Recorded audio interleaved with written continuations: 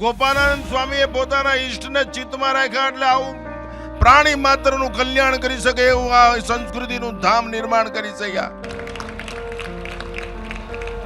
અહીંયા રોટલો છે, ઓટલો છે, આશ્વાસન છે, આ બધું મળે છે. મારે તો એક જ મુદ્દો કહેવો છે કે હનુમાનજી મહારાજ માત્ર જેની શ્રદ્ધા છે એ દરેક વ્યક્તિએ પોતાના ચિત્તમાં ભગવાનને રાખવો જોઈએ, તો એ બલવાન થઈ જાય. જ્ઞાન તમને પ્રાપ્ત થઈ જશે, સિદ્ધિ પ્રાપ્ત થઈ જશે. અને પૈસા માટે ન જીવતા પ્રેમ માટે જીવજો. આ પ્રેમ છે, પ્રેમ. આ પ્રેમનું દર્શન છે.